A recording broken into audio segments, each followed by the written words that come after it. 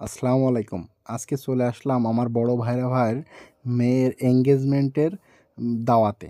আসলে আসার পরপরই দুপুর হয়ে গেছে তো নামাজ কালাম পড়ে আসলাম। এরপরে খাইতে বসে গেলাম সবাই। এরপরে আমার শ্বশুর খাজিনদারি করছে, সবাইকে খাবার পরিবেশন করছে।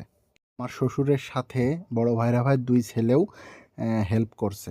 তারপরে তো আমি জানেনই তো কবজি ডুবিয়ে খেতে অনেক পছন্দ করি। মেজো আপা এবং মেজো ভাই ২ জনই বসে একই টেবিলেই খাচ্ছি আমরা। এরপর আর কি এনগেজমেন্টের জন্য আমাদের মেয়ে দাঁড়িয়ে আছে আংটি নিয়ে।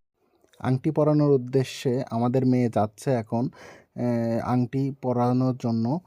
আংটি পরানোর জন্য বসে পড়ল। এখানে একটা রেওয়াজ আছে, সেটা হচ্ছে ১ম এ মেয়ে ছেলেকে আংটি পরাবে, তারপরে ছেলে মেয়েকে আংটি পরাবে। মাঝখানে কিন্তু আমার শ্বশুর বসে আছে। তার পাশে আমি। ভিডিওটা করছে কিন্তু আমার সহধর্মিণী। আমার শ্বশুর অবশেষে মেয়ের হাতে আংটিটা তুলে দিল ছেলেকে পরানোর জন্য।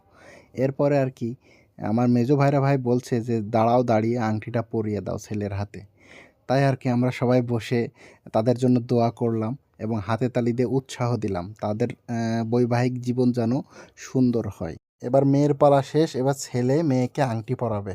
আসলে এই দৃশ্যটা সত্যিই খুব ভালো লাগলো আমাদের সবারই। আর পাশে বসে আছে আমার ২ ভাই, তারা কিন্তু এখন বিয়ে হয়ে গেল এই আংটি বদলের মাধ্যমে। ছেলে মেয়েকে আংটি পরিয়ে দিল, এই আংটির মাধ্যমেই কিন্তু বন্ধনটা অটুট হলো। এরপরে মিষ্টিমুখ করব আমরা সবাই। মিষ্টি চলে আসলো এবং আমার শ্বশুর কিন্তু সব জায়গায় আছে।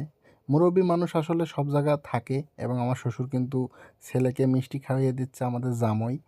আর এটা হচ্ছে আমাদের মেয়ে। মিষ্টি খাওয়ানো শেষ এবং সবাই আমরা যারা ভিডিওটা দেখলাম সবাই এই নতুন মানুষদের জন্য একটু দোয়া করব, তারা যেন সুখে থাকে সারা জীবন।